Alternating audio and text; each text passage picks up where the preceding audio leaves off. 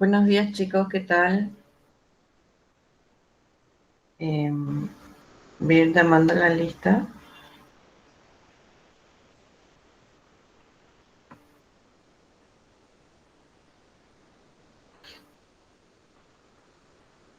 Bueno, Abdel Hani, Presente, Abdel Mohammad, presente, bueno, Acosta María, Presente, profe. Acosta Cintia, Presente. Argüello Helen, Presente. Barrios Fabiana, Presente. Benítez Emily, Presente. Burgos Jorge, Burgos Sebastián, Burgos Jorge, Burgos Agustina, Presente. Cáceres Ramón, Presente. Zaparro, Presente. Cresta, Presente, profe. Espínola Paolo, Espínola Epifanía,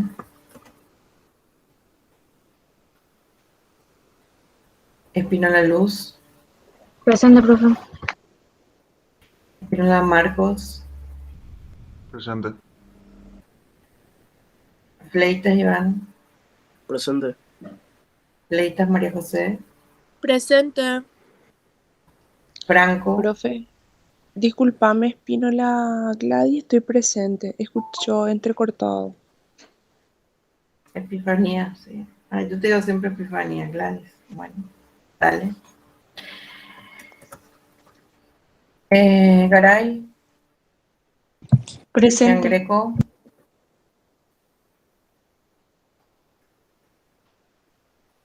González Bárbara, Presente, profe. Profe, sí, a mí no me llamaste. Franco soy. sí, Franco, sí, Ah, Franco. ok. Gracias. Bueno, González Bárbara, ya está. Jara, Presente, profe. bueno, si pueden estar atentos y contestar un poquito más rápido. Gracias. Kennedy,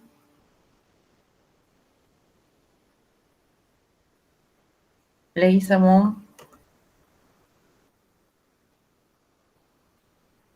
Leguizamón,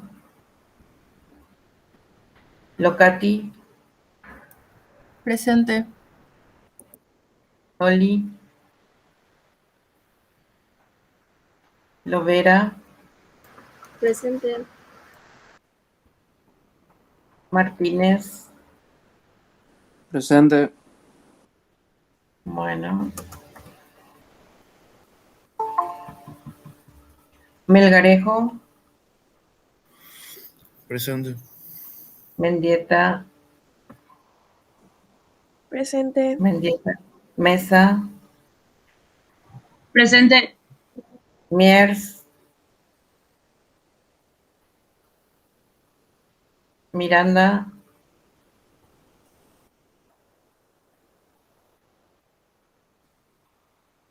Noé, Presente. ¿eh? Presente, profe.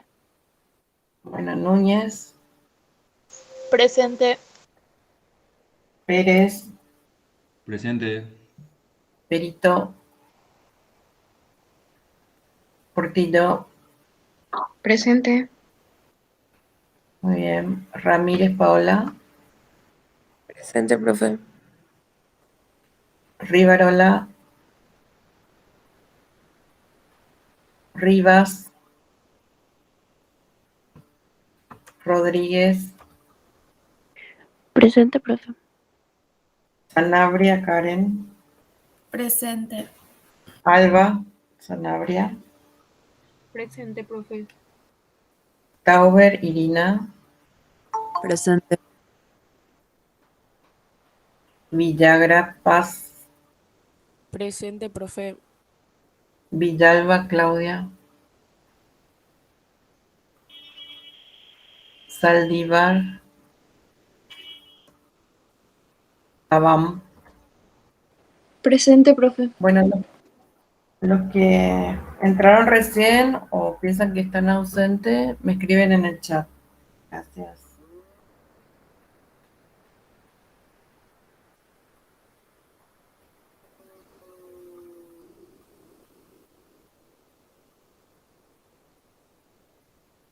Muy bien. La otra Carolina nos va a dar la clase hoy. Buenos días chicos, ¿cómo están? Hoy vamos a hablar de miopatías y también vamos a hablar un poco de las neuropatías para interpretar un poco las diferencias entre las dos.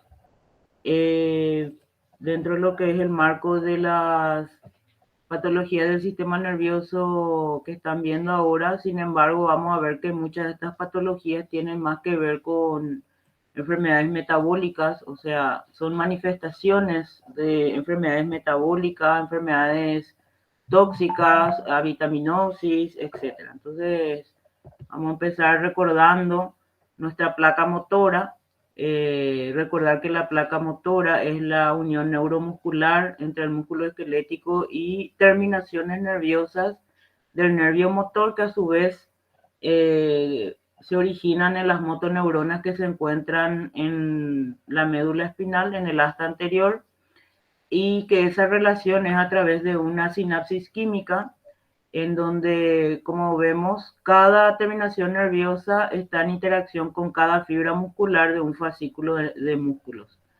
Y que esa sinapsis química se produce gracias a que desde la terminación nerviosa, a la llegada de un potencial de acción, se libera acetilcolina, el cual tiene que unirse, como vemos aquí, pasando a través de la unión sináptica y de la hendidura específicamente, a unirse a un receptor en la membrana plasmática del músculo, el cual habilita la entrada de sodio para formar lo que ya conocemos todo como potencial de placa motora, y que rápidamente esa acetilcolina, al separarse del receptor, es degradado por la acetilcolinesterasa, inactivando así su acción. Entonces son, como muestra aquí, algunos puntos de lo que hemos mencionado en cuanto a cómo se produce el potencial de acción muscular. Acá podemos ver un poco más de cerca qué es lo que ocurre específicamente en la unión neuromuscular, haciendo hincapié en que gran parte de la miopatía va a tener que ver con situaciones que actúan sobre la terminación nerviosa y todos los procesos que tienen que ver con la liberación de acetilcolina, y también procesos que tienen que ver con la generación de potencial de acción de la membrana plasmática del músculo, que vamos a conocerlo como área postsináptica.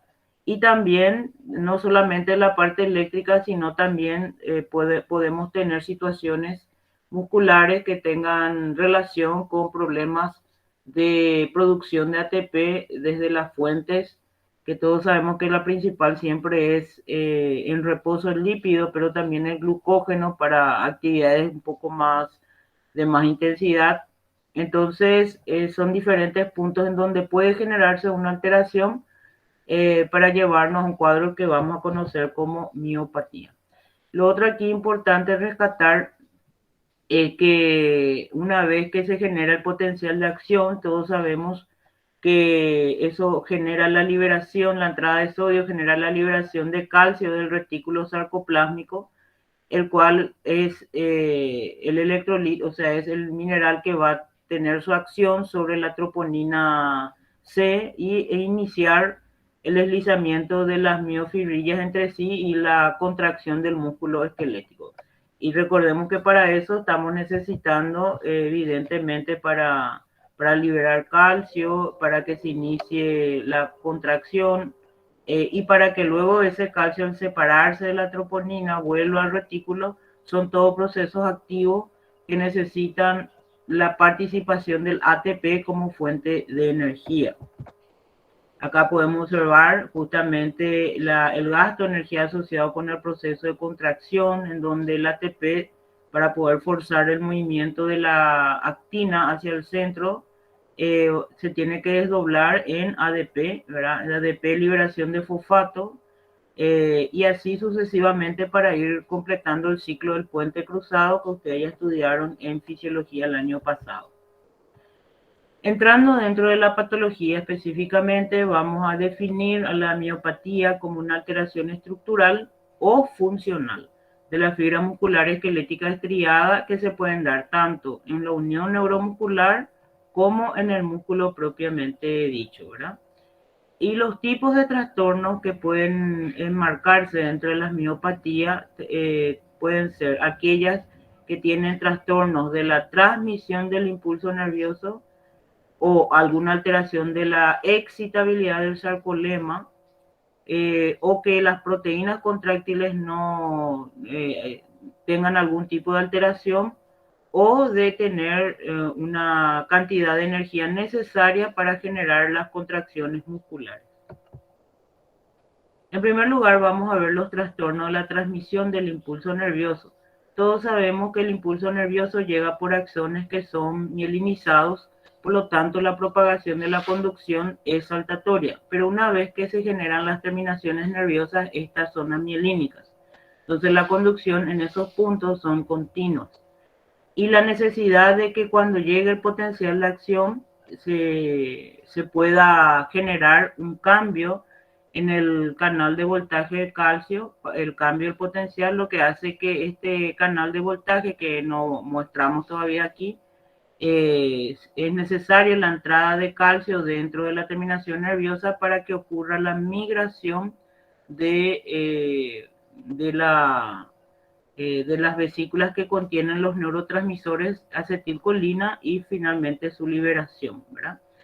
Entonces, cuando hablamos de trastorno de la transmisión del impulso nervioso, vamos a ver primeramente que pueden haber trastornos en cuanto a la función misma de la acetilcolina, que puede estar relacionado con algún tipo de alteración en la síntesis, su almacenamiento de acetilcolina en las vesículas sinápticas también, o alguna alteración en la liberación de la acetilcolina por exocitosis, o su transporte por la hendidura sináptica, o alguna alteración con el receptor nicotínico en donde esta acetilcolina debe unirse. También en relación a la respuesta del receptor, que es la de iniciar la entrada de sodio, y finalmente alguna alteración con la acetilcolinesterasa para inactivar a la acetilcolina.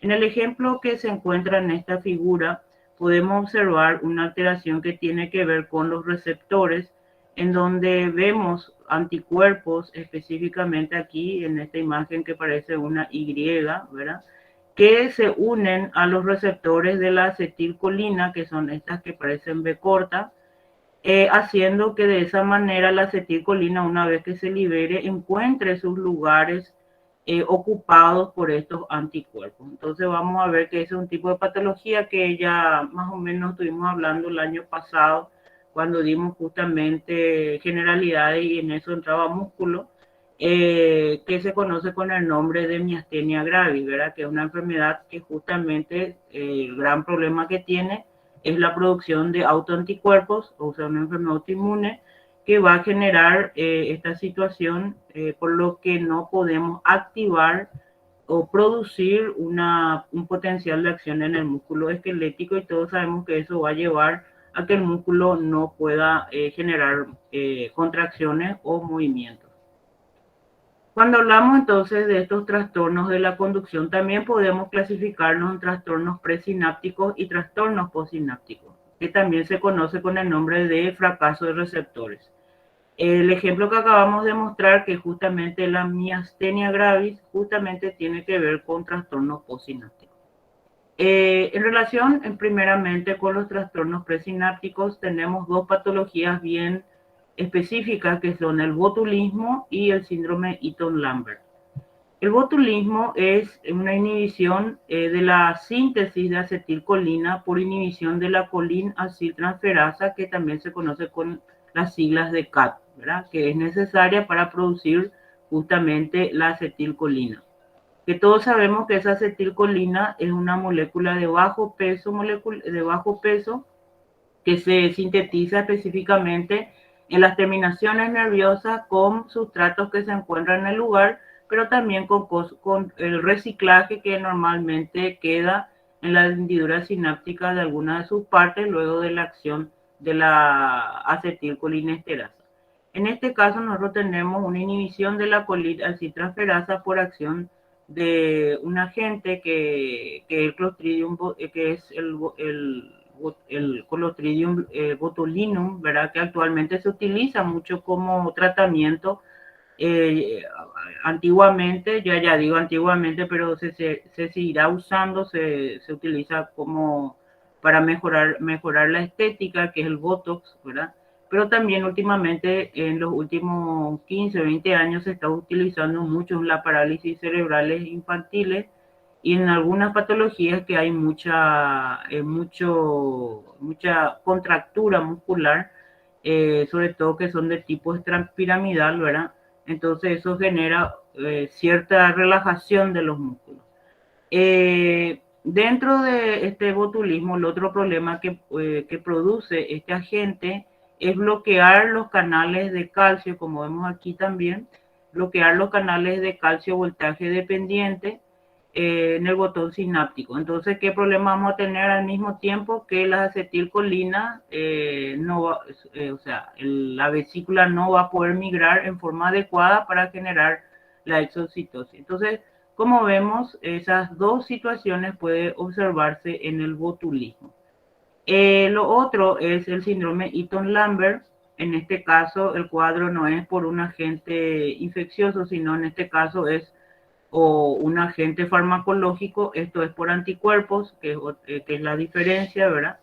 Y esos anticuerpos que son de tipo IgE generalmente ocupan o se unen a los canales de voltajes del calcio, generando, como ya sabemos, una alteración en la entrada de calcio y por lo tanto no se va a producir en forma adecuada la exocitosis y la liberación, por tanto, de nuestra acetilcolina. Entonces, por eso estas patologías que tienen que ver con todo lo que ocurre con la acetilcolina, específicamente en la región presináptica, son trastornos presinápticos. Por otro lado, ya hablamos de la miastenia gravis, que es la ocupación de los receptores de la acetilcolina por anticuerpos, que ya hemos dicho, ¿verdad? Estos anticuerpos inclusive pueden destruir los receptores nicotínicos, pero recordémonos que los receptores son proteínas que pueden ser sintetizados de nuevo. Por eso estos pacientes generalmente lo que hacen son crisis de miastenia gravis, o sea, crisis de parálisis, y el peligro siempre es que la parálisis pueda llevar a una parálisis muscular, ¿verdad? De los músculos respiratorios sobre todo. Evidentemente en esas situaciones necesitan de respirador, pero actualmente existen medicamentos que tratan de anular, vamos a decir, esa acción. Generalmente se relaciona también a veces con algunos antígenos exógenos luego de una virosis o una enfermedad bacteriana en donde se pueden producir anticuerpos de tipo endógeno, ¿verdad? También productos tumorales o timomas que puedan generar esta cantidad de anticuerpos. La sintomatología es debilidad y cansancio y generalmente mejora con reposo y con inhibidores de la acetilcolinesterasa. Al destruir la acetil o inhibir la acción de la acetilcolinesterasa, la acetilcolina puede quedar por más tiempo en la hendidura sináptica compitiendo contra el anticuerpo y desplazándola por cantidad que se va liberando, puede ir desplazando al anticuerpo de su receptor. Eso se llama por competencia, ¿verdad? Y de esa forma mejorar el cuadro clínico de nuestro paciente. Y el otro trastorno postsináptico es el curare y análogos. Generalmente el curare está dentro de la farmacología como fármacos curarizantes que se utilizan mucho para producir una suerte de parálisis muscular de tipo justamente para relajar. Esto se utiliza mucho en la anestesia general, se utiliza para ponerle al paciente el respirador también, O sea que no es solamente una patología que se pueda observar o una alteración, sino que también se puede utilizar para situaciones médicas, ¿verdad? Hay bastante. Generalmente lo que hace el curare es bloquear los receptores nicotínicos como si fuese también anticuerpos, ¿verdad? En este caso el curare era un tóxico que se veía que utilizaban mucho los indígenas en los años de las conquistas, ¿verdad? A través de flecha y dardo que hacían que los conquistadores en aquel entonces fallecían por parálisis muscular y por asfixia, ¿verdad? Porque justamente una de las cosas que ocurría era la parálisis muscular del aparato respiratorio. Muy bien. El segundo grupo de miopatía son las alteraciones en la excitabilidad del sarcolema. O sea, pasamos ahora de pre y postsináptica, que tiene todo que ver con la acetilcolina, su liberación, su receptor, etcétera, a alteraciones que ya tengan que ver con cómo responde el músculo a la excitación. Tenemos dos alteraciones en la excitabilidad del sarcolema. Tenemos las miotonías, en donde lo que se observa es un cuadro de hiperexcitabilidad del sarcolema. La despolarización se mantiene más tiempo de lo normal. Acá podemos observar algunos casos en donde, por ejemplo, le pasamos la mano al paciente y le cuesta, cuando nos aprieta fuerte y le cuesta soltar, o vemos aquí la espalda, una contractura muscular de toda la espalda. Una vez que hace un gesto postural, hay una gran contractura muscular eso es una patología hereditaria y son alteraciones en los canales de bomba iónica, ¿verdad? Pueden ser de dos tipos. Uno se llama miotonía congénita de Thomsen, que es el mal funcionamiento de canales de cloro, porque el cloro, como sabemos, siempre le está siguiendo al sodio, ¿verdad?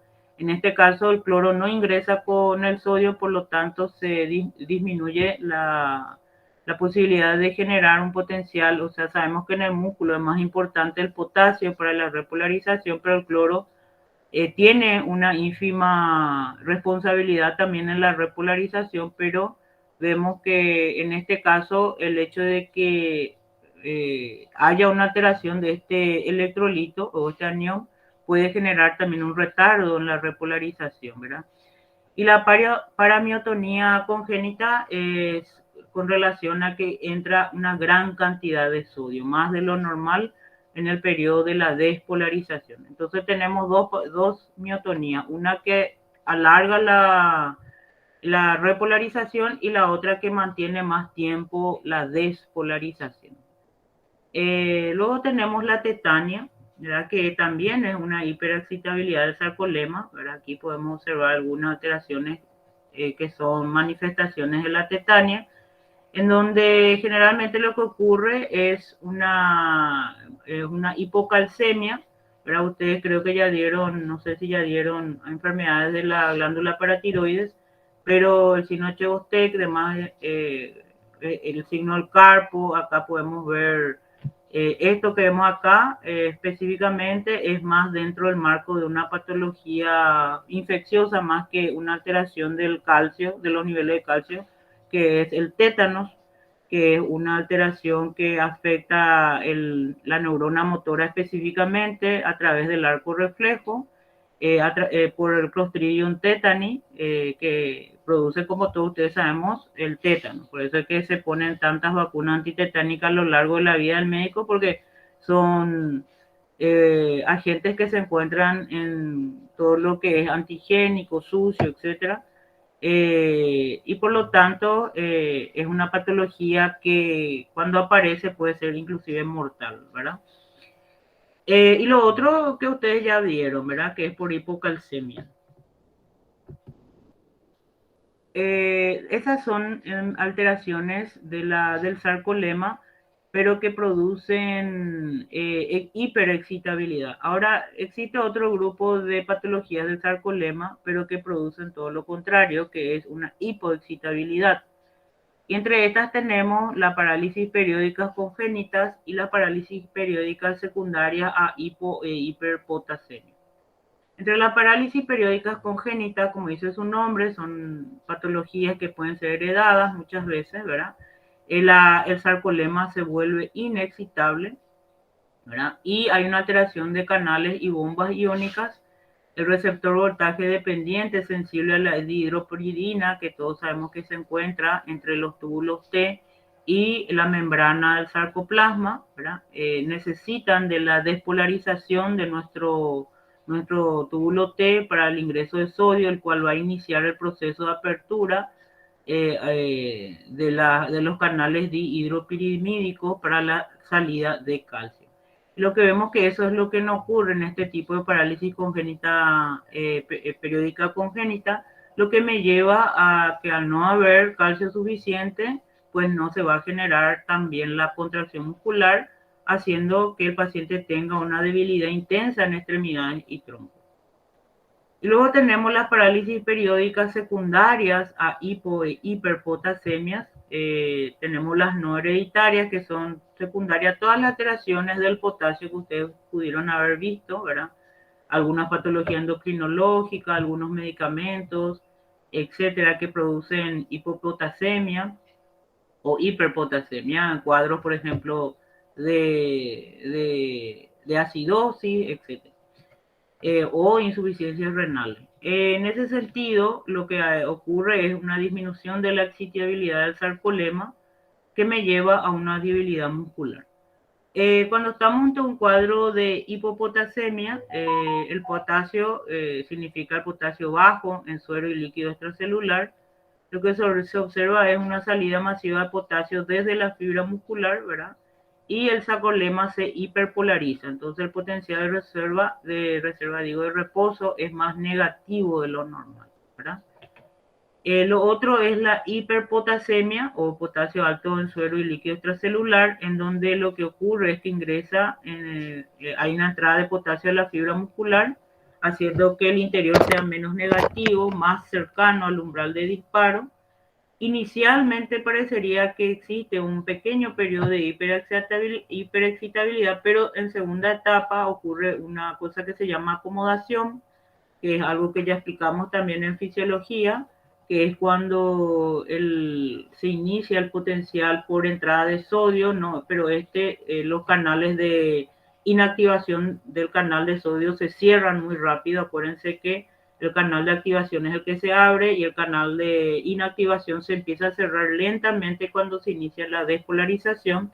Pero en estos casos de hiperpotasemia lo que ocurre es que el canal la compuerta de inactivación de sodio se cierra muy rápidamente, haciendo que entonces no se llegue al potencial umbral en estos pacientes, y evidentemente eso produce grandes cantidades de potenciales subumbrales que no llevan a la producción de potencial de acción o despolarización, o la suma de estos de a poco puede ir llevando, pero que es insuficiente para mantener un estado de despolarización constante que mantenga la fuerza muscular. Bueno, eso es con respecto a las alteraciones del sarcolema. Ahora veremos cuáles son los trastornos de las proteínas contráctiles, y a ese grupo de patologías se les conoce con el nombre de distrofias, ¿verdad? Acá ya podemos ver un gráfico en donde vemos una gran atrofia o hipotrofia en los músculos de la espalda, ¿verdad? Que son músculos posturales muy importantes. Y en este caso no son alteraciones cualitativas, son alteraciones cuantitativas, porque hay una disminución del número de fibras musculares y por lo tanto de la masa muscular. Una de las alteraciones tiene que ver con la distrofina que vemos aquí, ¿verdad? Que es la distrofina es una proteína que ancla el sarcolema del músculo con las proteínas contráctiles del sarcómero, ¿verdad? Y esta es la que está alterada, ¿verdad?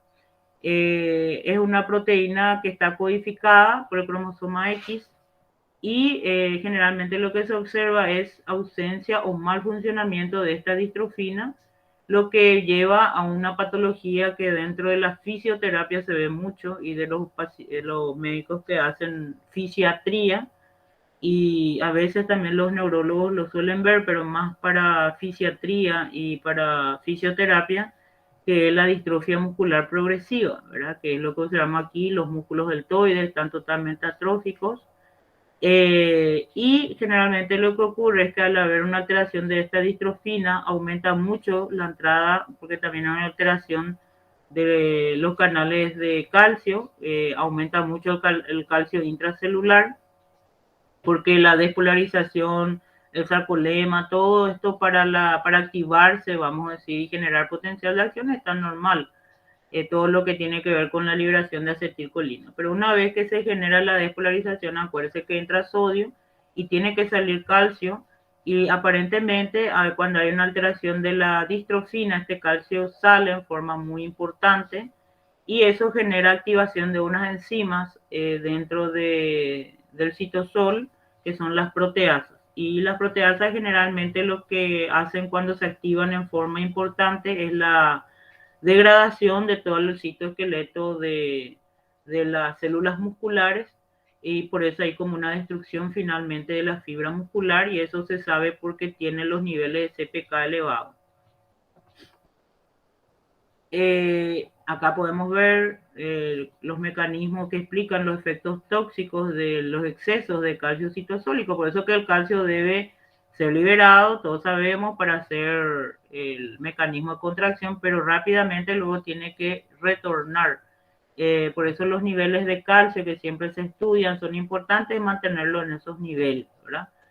Porque cuando se queda por mucho tiempo el calcio citosólico aumentado en el citosol y no es guardado en los lugares donde se tienen que guardar, que son el retículo endoplásmico y la mitocondria, pues esto genera activación de muchas enzimas, la más importante probablemente la proteasa para nuestra distrofina, y eso es lo que va a generar prácticamente la destrucción de nuestro citoesqueleto. Luego ya tenemos el ATPasa, que va a disminuir el ATP, porque se va a degradar mucho más rápidamente. Y lo otro importante también es la endonucleasa, que genera un daño en la cromatina nuclear, ¿verdad? Esos son todos pasos de la muerte de la célula ante un aumento de los niveles de calcio en el citosol. Bueno, y aquí lo que observamos es el sistema de obtención de energía en la fibra muscular. Todos sabemos que para que mi músculo se pueda contraer, puede usar cualquier fuente de energía. Puede usar fuentes cortas, como por ejemplo el que vemos aquí, el glucógeno muscular, que justamente se degrada en glucosa y que en ausencia de oxígeno va a utilizar el metabolismo anaeróbico o la glicólisis, que va a dar 2 ácidos pirúvicos, 2 ácidos lácticos y solamente 2 ATP, ¿verdad? Entonces se llama respiración anaeróbica. Luego también tenemos el que es más corto todavía, el sistema de los fosfágenos, en donde el ATP cuando se convierte en ADP libera un fosfato, ¿verdad? El cual se puede unir con una creatina y generar un nuevo ATP. Y así simultáneamente se va generando el ciclo del sistema de los fosfágenos. También puede ser entre un ADP y un ADP.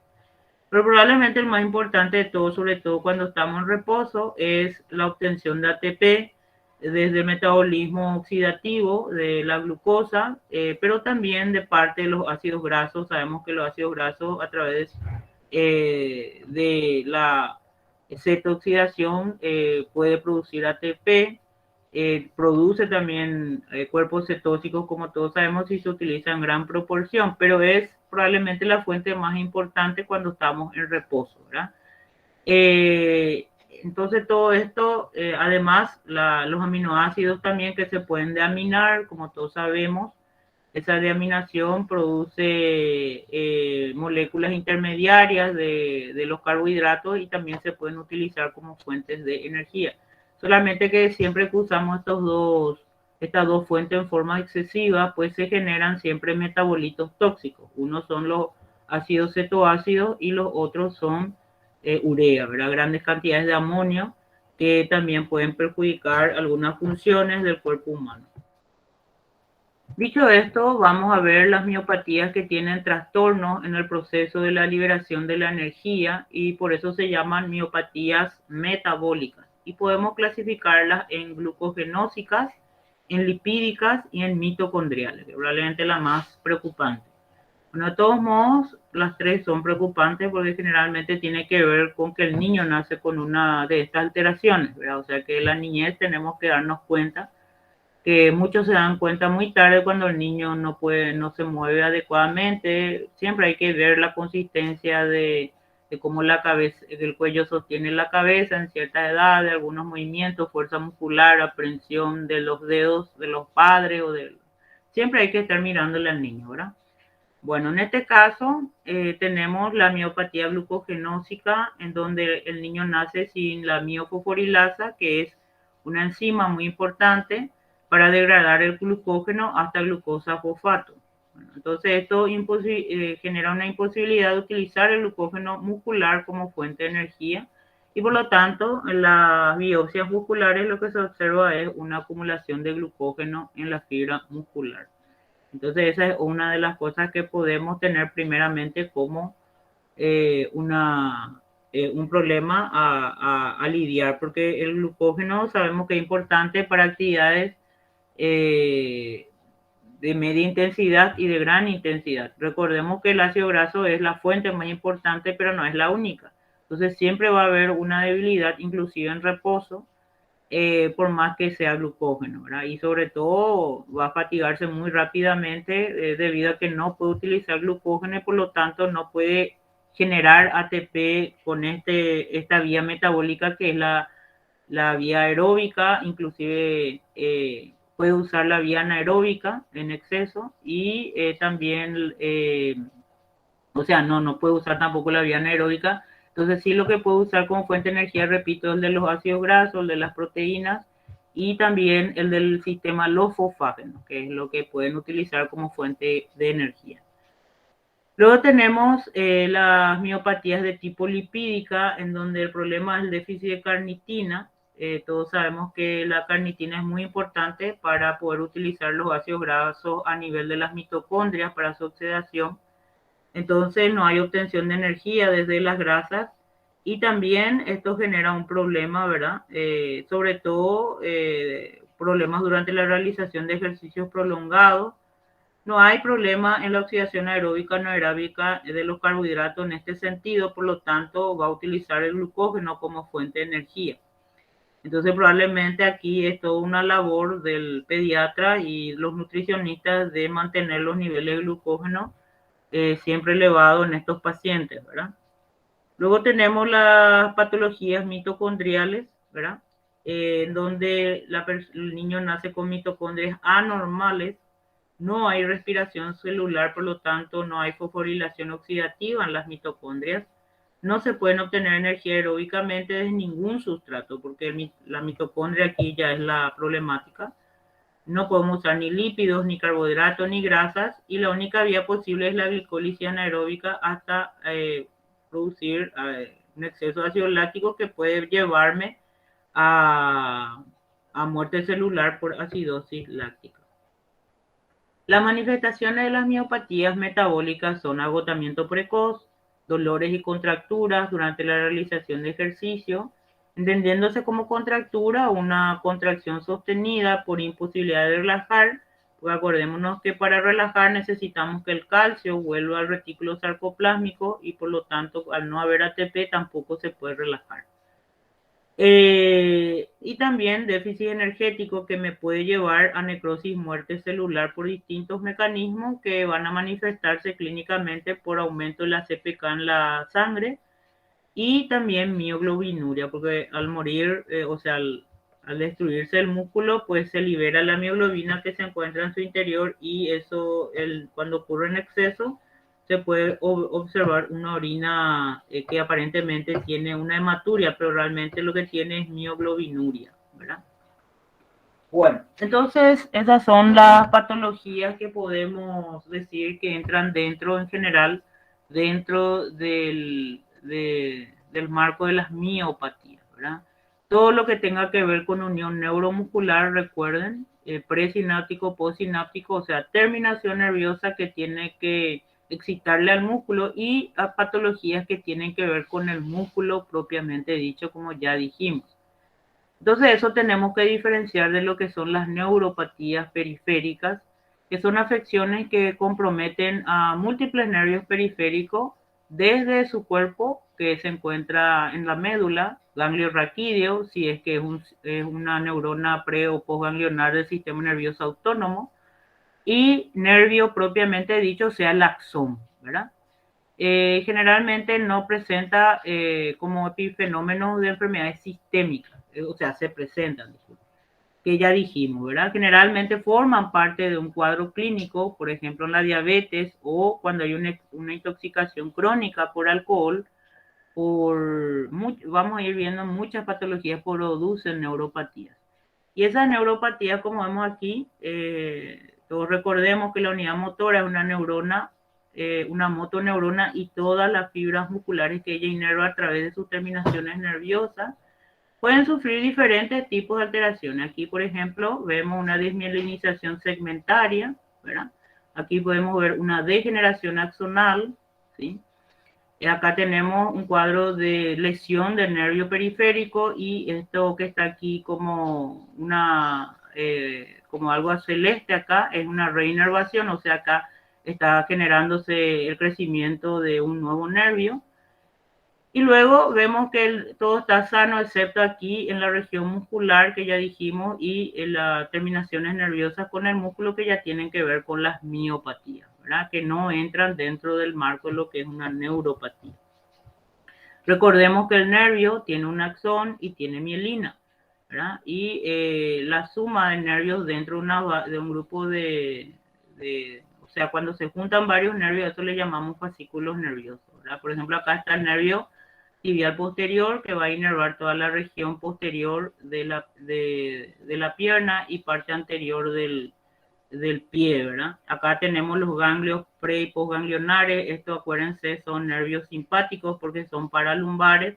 Nada más para ir recordando todos los tipos de nervios que nosotros tenemos. Tenemos nervios motores, nervios sensitivos, nervios del sistema nervioso autónomo. Bueno, aquí tenemos algunas alteraciones neuronales que pueden ser tanto alteración del cuerpo neuronal como alteración del axón, ¿verdad? Entonces acá podemos ver un nervio normal que tiene su receptor, ramas de acción colaterales que pueden observarse, y el cuerpo neuronal que, dependiendo de si este es un nervio sensitivo, acuérdense que el cuerpo neuronal está fuera de la médula, y si es una motoneurona está en el asta anterior de la médula. En este caso aparentemente vemos un nervio sensitivo porque aquí muestra un receptor, por lo tanto probablemente sea un nervio sensitivo, o puede ser una motoneurona que está enviando una señal eferente, pero lo más seguro es que esto sea un nervio sensitivo, en donde lo que vemos es que hay una lesión en el trayecto del axón, y lo que se genera es una degeneración que nosotros llamamos ortógrada o valeriana. Vamos a ir explicando qué eso es, ¿verdad? Acá vemos degeneración retrógrada, que es yéndose hacia la neurona, hacia el cuerpo neuronal. Y si esa degradación retrógrada llega hasta el cuerpo neuronal, se genera algo que se llama cromatólisis.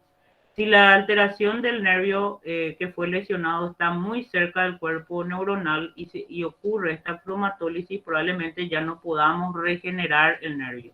Pero si la segmentación o lesión fue distal, podemos hacer lo que se llama una degeneración, que es una degeneración waleriana distal. Entonces tal vez podamos recuperar ese nervio o ese axón. Aquí tenemos alguna alteración del cuerpo neuronal que se suelen observar cuando ocurre justamente esa degeneración retrógrada. Pues puede haber atrofia, necrosis, cromatólisis por alteración axonal. Se puede generar alteraciones citoplasmáticas ya en la neurona, ya sea sensitiva o motora, en donde se observan ovillos neurofibrilales y otros tipos de características de un cuerpo neuronal dañado, ¿verdad? Pero nosotros vamos a enfocarnos más en la alteración del axón, que es donde nosotros podamos tener mejor acción, ¿verdad? Que puede ser otra vez una alteración de mielina. Como vemos, el axón o el nervio específico puede estar a lo mejor normal, pero puede haber una alteración de su cubierta, que es la mielina. También podemos, por ejemplo, aquí podemos observar una desmielinización. Vemos, acá tenemos mielina, acá no hay mielina. Hay una desmielinización segmentaria en este caso.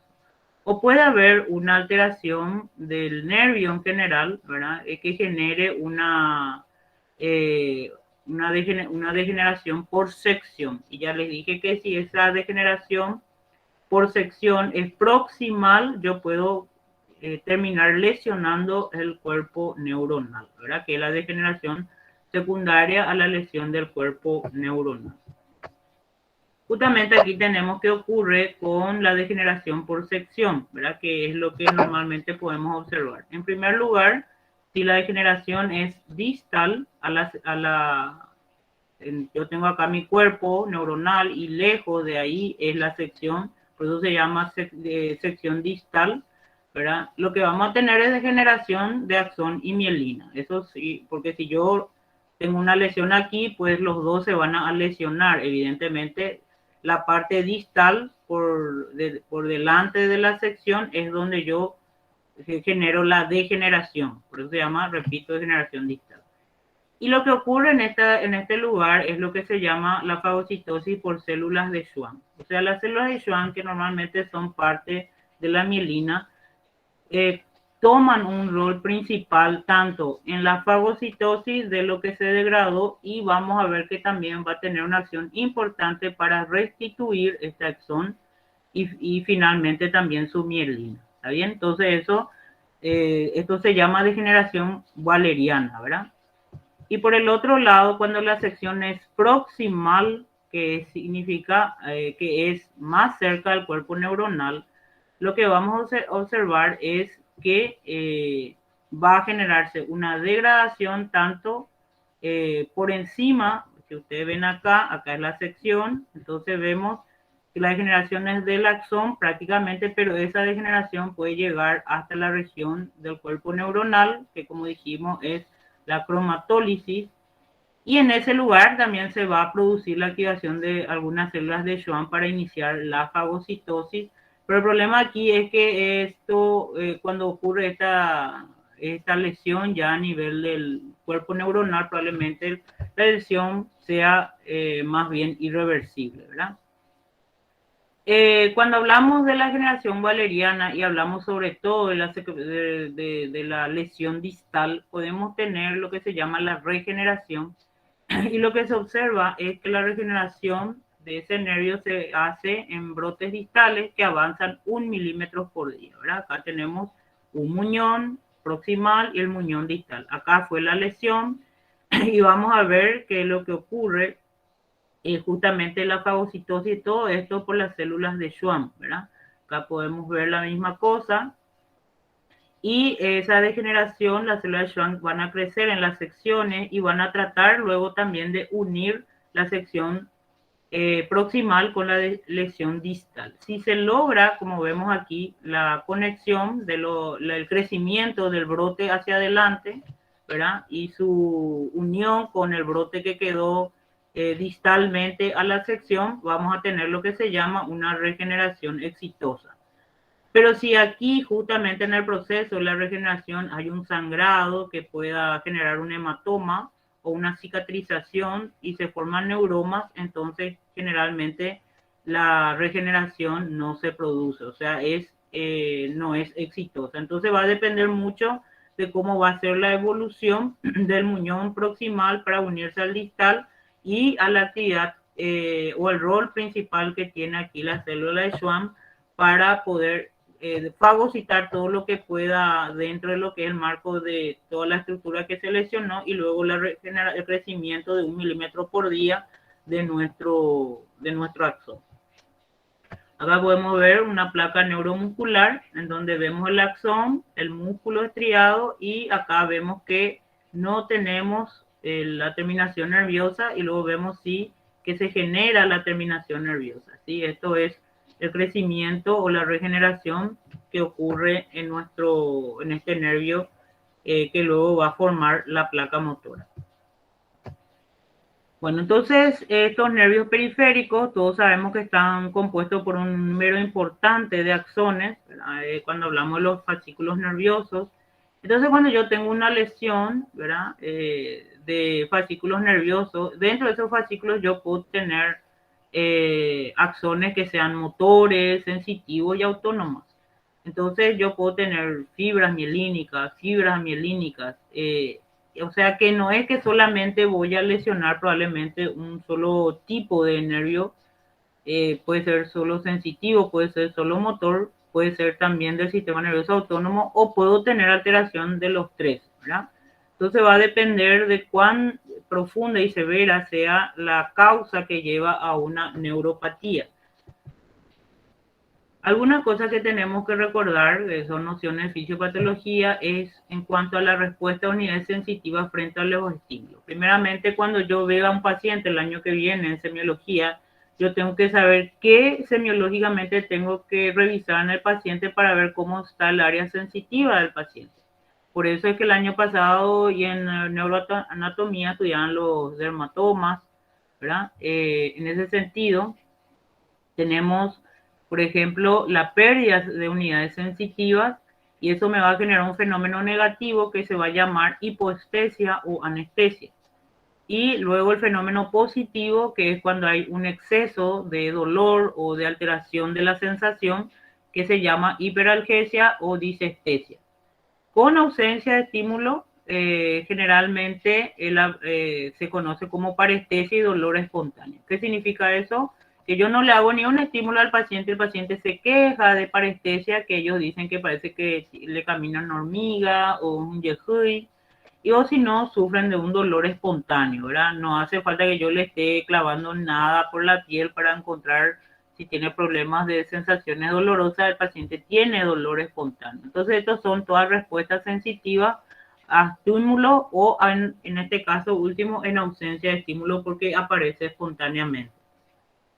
Lo otro son las respuestas a las unidades motoras, en donde los fenómenos negativos que yo voy a encontrar en los pacientes van a ser las parálisis o paresias, que generalmente van acompañadas de hipotrofia o atrofias musculares, si es algo crónico, o fenómenos positivos que pueden ser fasciculaciones, calambres o mioquimia, que son contracciones musculares anormales, en donde el paciente sin que yo le esté generando ningún estímulo, como por ejemplo con el martillito, generar el reflejo, en vez de hacer un reflejo, hace, como dice ahí, fasciculaciones, o solamente él tiene como calambres o contracturas musculares, o como dijimos ahí, mioquimia, que son, repito, algunas contracciones musculares inadecuadas. Los signos sensitivos habituales en las neuropatías periféricas pueden estar relacionados también con la sensibilidad profunda. Cuando hablamos de la sensibilidad profunda, hablamos sobre todo de los nervios que van por el cordón posterior hasta el bulbo, donde ahí se cruzan al lado contrario, van al tálamo, y del tálamo van a la corteza parietal ascendente, ¿verdad? Y generalmente tiene que ver con la estereognosia. La estereognosia es una sensación del sentido del cuerpo humano en relación al ambiente que le rodea, o sea, la persona que sabe cómo está todo su cuerpo, ¿verdad? Sin estar mirando constantemente, eso se llama estereognosia. Vibratoria, que es a través del corpúsculo de Pacini, como todos sabemos, a través de las vibraciones podemos activar este mecanismo de sensación y saber que estamos evaluando sensibilidad profunda. Por eso es que se estudia mucho la vibración, porque es una de las cosas que mejor se puede evaluar en un paciente. Y el sentido postural. Y el otro problema, la disminución de la fuerza muscular, que generalmente es de predominio distal, cuando estamos hablando de neuropatías periféricas. Todos sabemos los tipos de fibras nerviosas, tenemos las fibras A, B y C. Esta clasificación tiene que ver con el diámetro y la cantidad de mielina que le corresponde a cada una de estas fibras, siendo la más grande la A y la más pequeña la C, que es amielínica totalmente, ¿verdad? Mientras que la A es la que está más mielinizada, la que más rápido conduce, y generalmente la función es la conducción motora, y las sensibilidades propioceptivas y vibraciones, o sea, son de las propiedades de las sensaciones profundas. Acuérdense de eso porque estudiamos en fisiología las dos vías de la sensibilidad, la del cordón posterior que lleva hasta sensibilidades profundas y las sensibilidades que son llevadas por la vía anterolateral, que tiene que ver con el dolor, la temperatura, el tacto grosero, etcétera. Que entonces unas sensaciones más, le llamaríamos más superficiales, ¿verdad? Y las fibras B, que son intermedias, que tienen mielina, pero no tanto, que conducen en una velocidad de 5 a 7 metros por segundo, generalmente son las autonómicas, o sea, las que forman parte del sistema nervioso autónomo, simpático, parasimpático. Y también algunas fibras del dolor y la temperatura van por esta fibra, porque esta fibra nosotros las conocíamos como A delta, ¿verdad? Dentro de lo que estudiamos el año pasado. Luego tenemos 3 terminologías que también tenemos que conocer: la polineuropatía, la mononeuropatía y las mononeuropatías múltiples. Son diferentes formas de presentación de las neuropatías. Cuando hablamos de la polineuropatía, hablamos de afecciones simultáneas de varios nervios periféricos que pueden ser de presentación aguda o crónica, que afectan tanto a fibras motoras como sensitivas. Y en general es distal y simétrica, o sea, son las dos manos, los dos pies, ¿verdad? Los síntomas no se circunscriben a un solo territorio, en general, como dije, son ambos pies o ambas manos, ¿verdad? Esa es la polineuropatía. La mononeuropatía es un compromiso de un solo nervio, como mostramos aquí, el nervio mediano que sufre a nivel de la muñeca, ¿verdad? Que generalmente el túnel carpiano, nosotros le llamamos, que produce mucho dolor y mucha alteración motora de la mano, ¿verdad? Generalmente aquí los síntomas están limitados al territorio motor y sensitivo de dicho nervio, y generalmente es trauma directa o compresión o atrapamiento de nervios, ¿sí? El síndrome del túnel carpiano es el más conocido de todo esto. Y luego tenemos las mononeuropatías múltiples, que observamos compromisos simultáneos o secuenciales de troncos nerviosos no contiguos, parciales o completamente, ¿verdad? Progresa y tiende a ser menos focal en parche y se hace más confluente y simétrico. O sea, comienza así en forma de parche, no comienza como las polineuropatías, que comienza ya siendo bilaterales o simétricas, sino que acá empiezan por parche. Me puede molestar aquí, tener problemas allá, y después a medida que progresa, se puede hacer, vamos a hacer más simétrico, porque va avanzando la patología y entonces también se va desarrollando alteraciones en más superficies de nervios, lo que hace que aparentemente se vuelva todo simétrico, ¿verdad? Esto se observa sobre todo en las vasculitis sistémicas, que son, las vasculitis son siempre cuadros que se observan en las patologías autoinmunes, ¿verdad?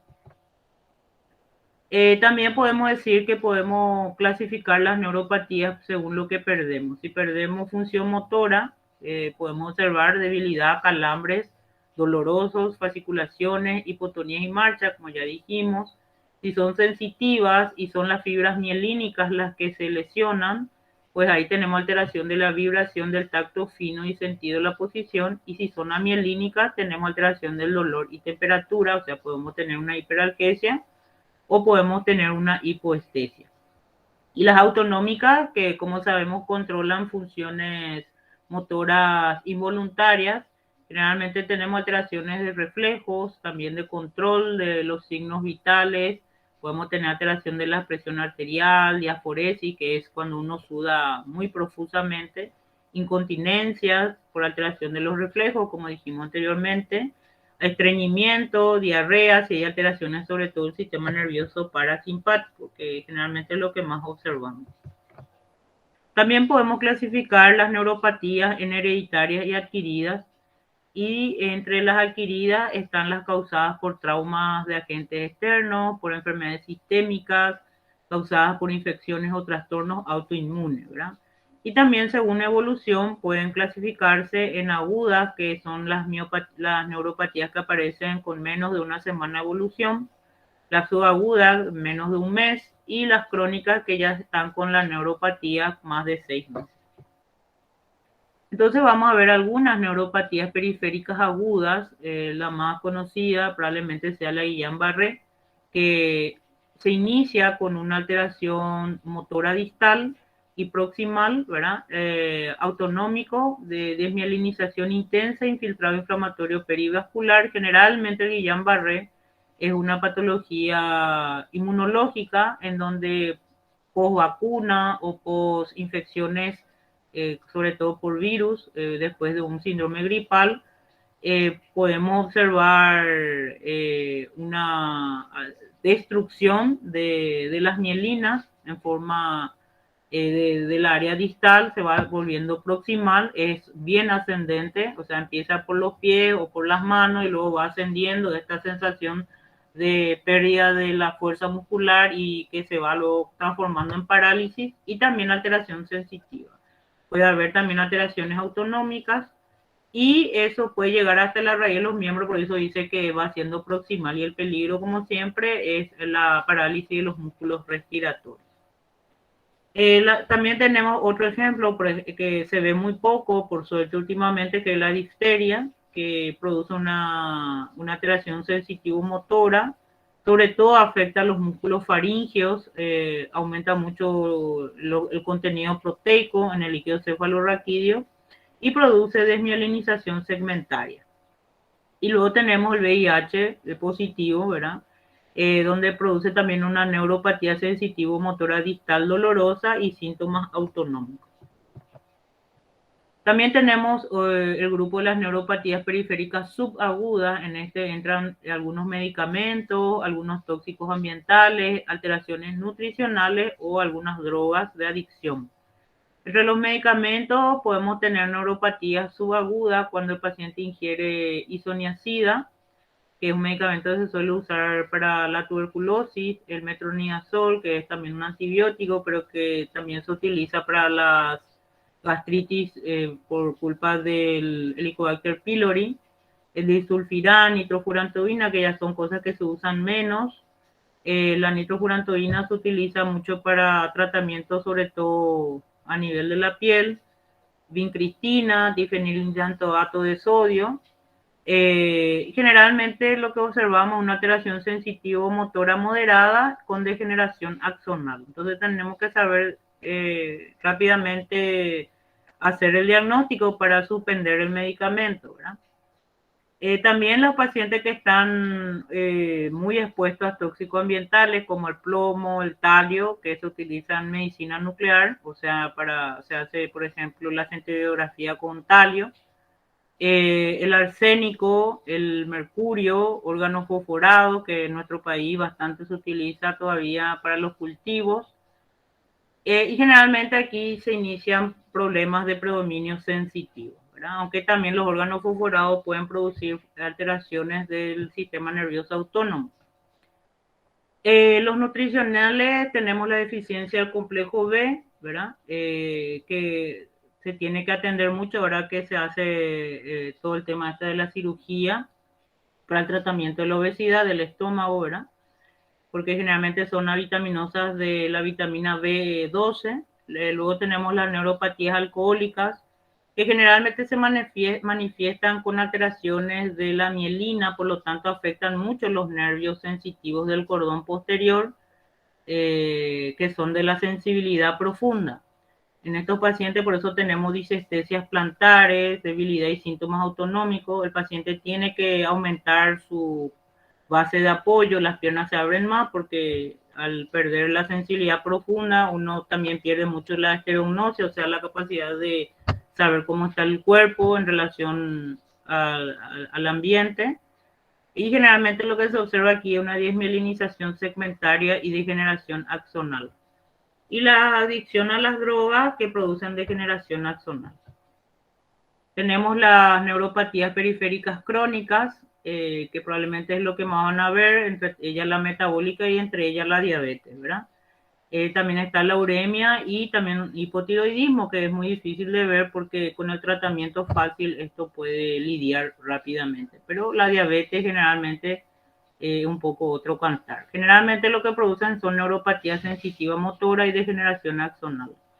Las enfermedades malignas como el cáncer de pulmón o linfoma, que también pueden producir alteraciones paraneoplásicas, entre ellos las neuropatías. Tenemos dolor, debilidad y parestesia en extremidades y cara. Acá ya vemos que la cara entra dentro de las neuropatías. Enfermedades autoinmunes como la artritis reumatoide, el lupus, la poliartritis nodal, en donde tenemos las mononeuropatías y neuropatías sensitivo-motoras, sobre todo por vasculitis suelen ser estos pacientes.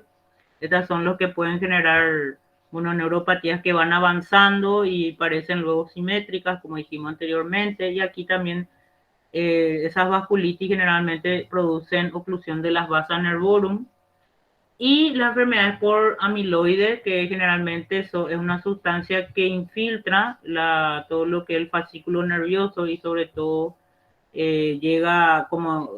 puede entonces a producir una polineuritis, sobre todo una polineuritis que afecta tanto la parte sensitiva como motora, ¿verdad? Bueno, y acá vemos otra vez las neuropatías zonales crónicas, acabamos de mencionar. Acá también podemos ver entre las tóxicas el alcohol y medicamentos, cuando muchos de los cuadros subagudos se pueden volver crónicos. Las carenciales, tenemos la enfermedad celíaca, la avitaminosis por B1, B6, B12, la lepra, la sífilis, HIV que dijimos, las hereditarias como la enfermedad de Friedrich y las vasculares que ya dijimos que son las vasculitis. Acá podemos mostrar, para ir terminando la clase, cómo se observa en el síndrome de Guillain-Barré lo que ocurre. Como decimos, es una poliradiculopatía inflamatoria, presentación aguda, ya dijimos, y es de curso inmunológico, en donde lo que vemos es el daño a la mielina, ¿verdad? El nervio afectado al Guillain-Barré. Secundario también puede ser un proceso infeccioso. Últimamente se le ha involucrado también con otros agentes infecciosos, por ejemplo el Campylobacter jejuni y el herpes virus, pero normalmente el cuadro es por anticuerpos. Y lo que ocurre, como todos sabemos, que al ir destruyendo fibra mielina de la porción distal a proximal, la conducción saltatoria también se ve afectada, se vuelve una conducción más lenta y de ahí es que va apareciendo luego toda la sintomatología de parestesias y paresias en estos pacientes hasta que pueda ser una plejía, ¿verdad? La neuropatía diabética, sin embargo, es probablemente una de las causas de neuropatías más frecuentes. Predominan los síntomas que tienen que ver con la parte sensitiva, con dolores o algias radiculares, que por lo general afecta más bien las extremidades acras, o sea, las manos y los pies, donde el paciente se queja de sensación de quemaduras o pinchazos, que son dolores lancinantes. Es una evolución crónica. También puedan haber alteraciones disautonómicas de los nervios del sistema nervioso autónomo, que pueda generar disautonomía y sufran de hipotensión postural o ortostática. Y también amiotrofias diversas, sobre todo en el cuádriceps. Puede haber alteración de las faneras y trastornos de la sudoración. Lo que podemos ver aquí, un nervio sano con sus vasos sanguíneos normales, y aquí vemos que ocurre en la diabetes, ¿verdad? Donde ocurre un daño del nervio y su mielina, pero también tenemos que recordar que la diabetes afecta mucho los microvasos. Entonces eso también puede, en ese sentido también puede observarse lesión de los nervios periféricos en estos pacientes, ¿verdad? Luego tenemos las neuropatías alcohólicas como último ejemplo. Su presentación es frecuente en nuestro medio, ¿verdad? Y es debido a la toxicidad propia del alcohol y también a déficits nutricionales que acompaña, que puede ser justamente el complejo B, que ya observamos que es lo que produce neuropatía, sobre todo en los nervios sensitivos profundos.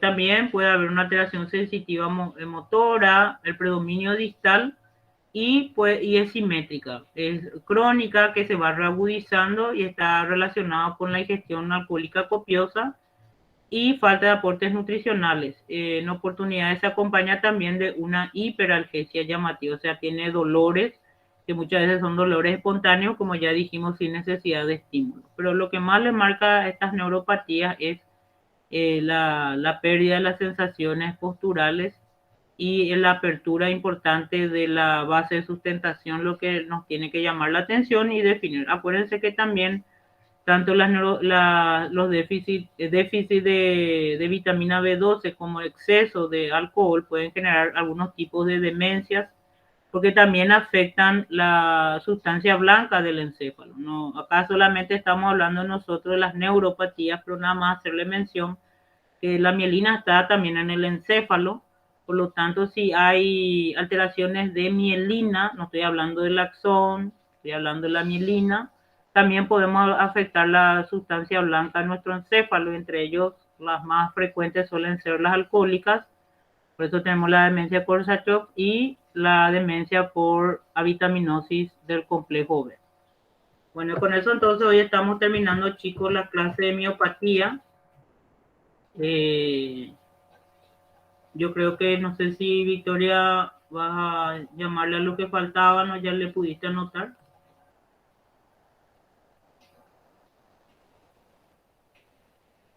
Bueno, parece que la otra Victoria no está. Bueno, chicos, ¿alguna pregunta? Sí, profe, ¿cómo sería el relacionamiento del COVID con las miopatías?